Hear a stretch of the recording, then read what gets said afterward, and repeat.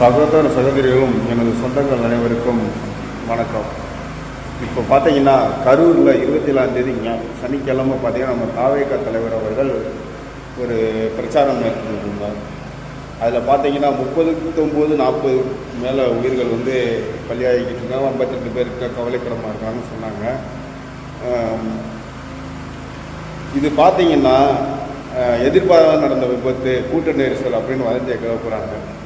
ஆனால் உண்மையிலே நடந்தது என்னென்னு மக்கள் எல்லாருக்கும் இப்போ ஒவ்வொன்றா தளத்திலையோ வெளிவந்துக்கிட்டு இருக்கு. இதுக்கெல்லாம் காரணம் யாருன்னா மக்களாகிய நாம தான்.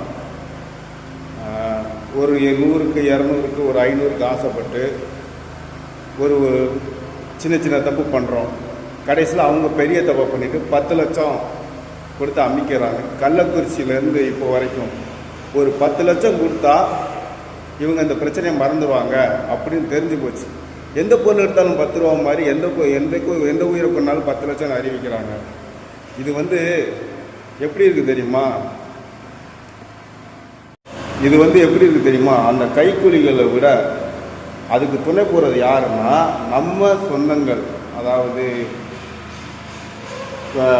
எந்த ஒரு உயிர் போன அந்த உறவினர்கள், இத்தனை உயிர் போயிருக்கு, அந்த உறவினர்கள் தான் காரணம். அவங்க கொடுக்குற 10 லட்சத்தை நீங்கள் வாங்குறது தான்.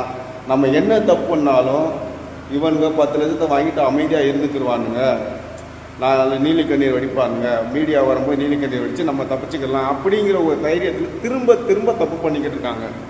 இனிமேல் இந்த மாதிரி ஒரு விவகாரம் நடக்கக்கூடாதுன்னா அந்த 10 லட்சம் கொடுக்க வர்றானுங்க பார்த்தீங்களா, எல்லா தப்பையும் கண்ணுக்கு தெரிஞ்ச பண்ணிவிட்டு 10 லட்சம் கொடுக்க வர்றவங்களையும் அந்த இதுக்கு உதவியாக இருக்கிறது அதிகமாக உங்கள் சொந்தக்காரங்களும் உங்கள் கூட பழகிற ஒருத்தன் தான் இந்த இதை அவங்களுக்கெல்லாம் சொல்கிறான். எல்லாத்தையும் செருப்பால் அடிங்க, 10 லட்சம் வாங்காதீங்க. நீங்கள் வாங்குகிற ஒவ்வொரு 10 லட்சமும் அடுத்தடுத்து அவங்க ஒவ்வொரு உயிரை கொண்டு 10 லட்சம் தந்தால் போதும் அப்படின்னு நினப்பாங்க. ஏன்னா அங்கே இருக்கிறவங்க சொல்கிறாங்க, ஃபஸ்ட்டு ஜென்ரேட்டர் கட் ஆகிருக்கு, பவர் கட் ஆகிருக்கு, அப்புறம்தான் போலீஸ். அது போலீஸாக என்னன்னு தெரியலை. அவனுங்க போலீஸாக இருந்தானுங்கன்னா பொதுமக்கள் திருப்பி அடிக்கிற காலம் வெகு தொலைவில் இல்லை. நீங்கள் போட்டிருக்க சட்டையை நீங்களே காப்பாற்றிக்கோங்க. தடியடி அடித்து 50 உயிர்களை கொண்டிருக்கீங்க. அது போலீஸ் மாதிரி ஆசாமிங்களான்னு தெரியலை. கன்ஃபார்மாக தெரியட்டு, அதுக்கடுத்து அவங்களை நான் வச்சுக்கிறேன். முதல்ல 10 லட்சம் வாங்குறது, அந்த அவங்க இந்த கைக்கூலிகிட்ட காசை வாங்கிட்டு நம்ம சொந்தங்களை கொண்டாங்கல்ல பார்த்தீங்களா, தடியடி நடத்தியோ இல்லை எப்படியோ ஒரு பிளான் பண்ணி கரண்டை கட் பண்ணி டீச்சர் ஏதோ ஒன்று கொண்டாங்க, கழுத்து நிறுத்தி கொண்டாங்களா என்ன எதுவும் தெரியல. அந்த கொண்டு காசு வாங்குறவங்களுக்கும் கொள்ளதை மறைக்கிறதுக்கு காசு வாங்குகிற இறந்த ஒரு உறவினர்களுக்கும் எந்த வித்தியாசமும் இல்லை. நீங்கள் 10 லட்சம் வாங்குறது, இன்னும் 40 உயிரை கொண்டாங்க, 400 உயிரை கொண்டுட்டு 10 லட்சம் கொடுக்க கூட தயங்க மாட்டாங்க. ஏன்னா அந்தளவுக்கு கொள்ளையடிச்சு வச்சுருக்கானுங்க. புரியுதுங்களா? உயிர் முக்கியமாக 10 லட்சம் முக்கியமாக? போன உயிருக்கு என்ன பதில்? சட்டையை பிடிச்சி கேளுங்க. செருப்பை கொண்டு 4 பேர்த்த அடிச்சிங்கன்னா அந்த நாயை 10 லட்சம் கொண்டு வராது. பண்ணுறதே பண்ணிவிட்டு போலி நாடகம் ஆடி அழுகுறாங்க. கூத்தாடின்னு சொல்லிட்டு கூத்தாடி மாதிரி நடிக்கிறது யார்? இந்த நாயிங்க.